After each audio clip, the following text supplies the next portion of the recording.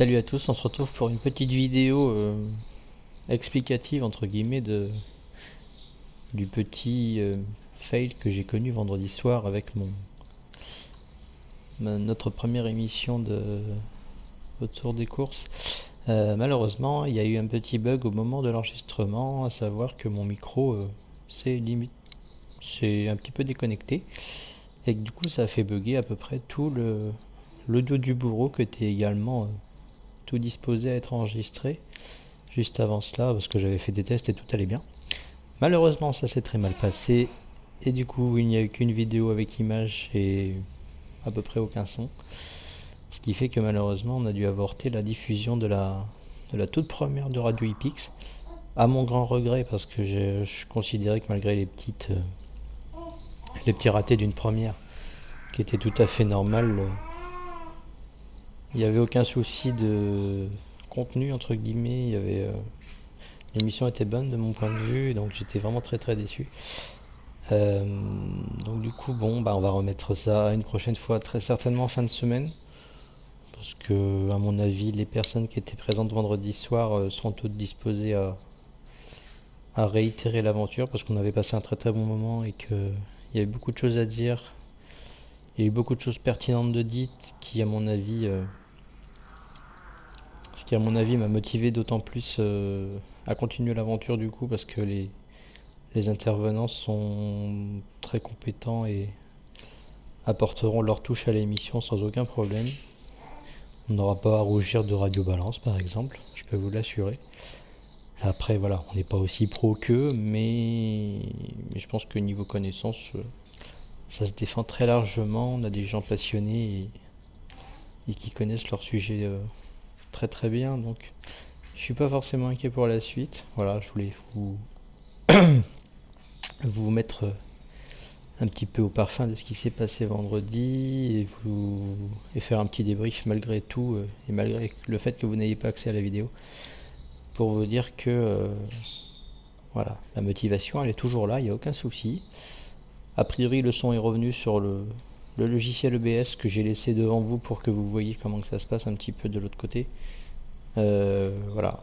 C'est que vendredi vous voyez le curseur avec le micro qui est en train de fonctionner, ce qui veut dire que vous m'entendez.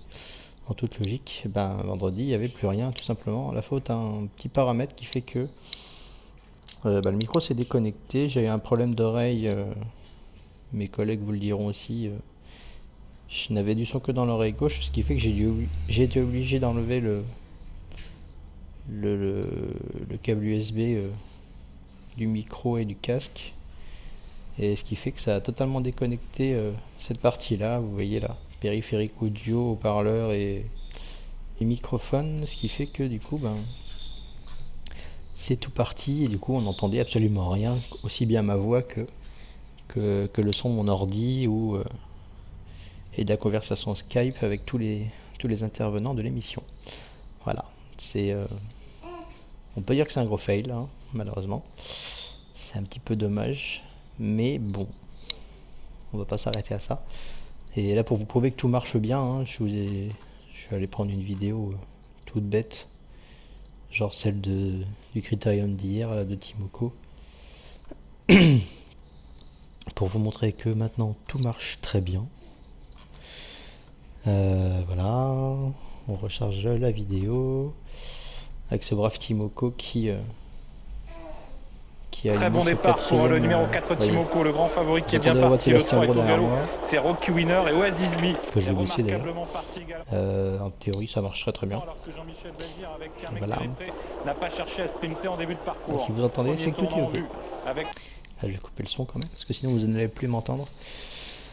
Et du coup ça nous laisse l'occasion de revoir un petit peu la victoire de Timoko, que j'ai pas vu dans son intégralité d'ailleurs, donc ça me permet de revoir la course avec vous hein, en direct. Voilà, on voit Timoko qui était parti un peu moins vite que Oasisby, mais qui va revenir avec son extérieur là et qui va prendre la tête et la corde. On voit qu'un mec d'Eripré est dans le dos de Brillantissime en deuxième épaisseur avec un dos donc. On voit que Timoko a pris la tête et la corde et qu'à ce moment-là le plus dur est fait, on peut considérer. D'ailleurs on va même avancer un tout petit peu les vidéos, se retrouver à l'entrée de la ligne droite où on voit que un mec d'Eriprey va essayer de venir à la hauteur de Timoko, mais que ce dernier, comme à son habitude, ne va jamais lâcher le morceau. On voit que ça finit fort aussi en dehors avec Treasure Chronos et Red Rose America qui va finir encore un petit peu plus vite pour prendre la troisième place. Très très beau duel entre un mec d'Eriprey et Timoko. Un mec d'Eriprey qui a quand même pris une petite volée. Et que ça lui fait 2 courses dures en 2 fois. J'espère qu'il va pas trop accuser le coup pour sa campagne européenne. Timoko, quant à lui, quatrième critérium, il bat le record de Varennes en plus. Hein, il trotte 9,5 sur les 1600 mètres de Cagnes. C'est exceptionnel. Ce qu'il fait à 10 ans, c'est absolument incroyable. Après tous les combats qu'il a eu, ce qui est sûr, c'est que ça nous promet un Elite Club vraiment magnifique. Avec lui, un mec d'Eriprey certainement, si on le laisse courir là-haut.